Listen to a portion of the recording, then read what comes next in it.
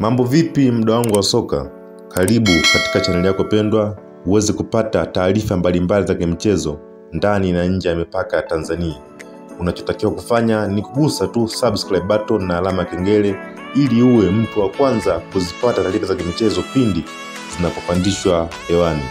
Sasa kama unafahamu, klabu ya Yanga imeweza kuwa na mazungumzo na kocha wao Romain Folz ya kuvunja mkataba baada ya kuiongoza klabu hiyo katika michezo 6 na kushinda michezo 5, kusale mchezo mmoja, kufunga magoli 11 na kuruhusu goli moja. Lakini klabu hiyo haijaridhishwa na namna mwenendo wa kocha huyo anavyoiongoza timu hiyo, kwa sababu wanasema namna timu inacheza katika mfumo ambao ushindi wao unakuwa ni wa kubahatisha sana.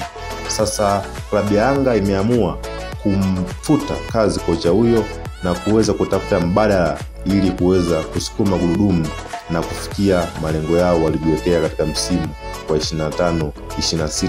Sasa klabu ya Yanga imeweza kufanya mazungumzo na kocha wa timu ya taifa ya Madagascar Romelu Lokotondrabe kuweza kuja kuchukua mikoba hiyo ya Romain Folz.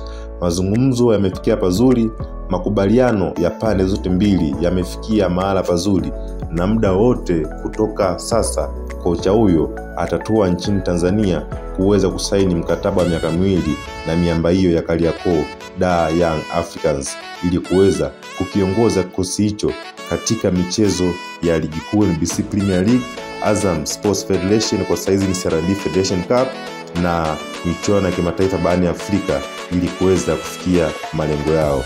Sasa wewe kama mdau wa soka una maoni gani? Je, klabu ya Yanga imekurupuka kumfuta kazi kocha Romain Folz, au wewe kama mdau wa soka uliona mwenendo wa Romain Folz ni mzuri, una manufaa kwa klabu kama Young Africans na malengo alionayo, au wamemuonea?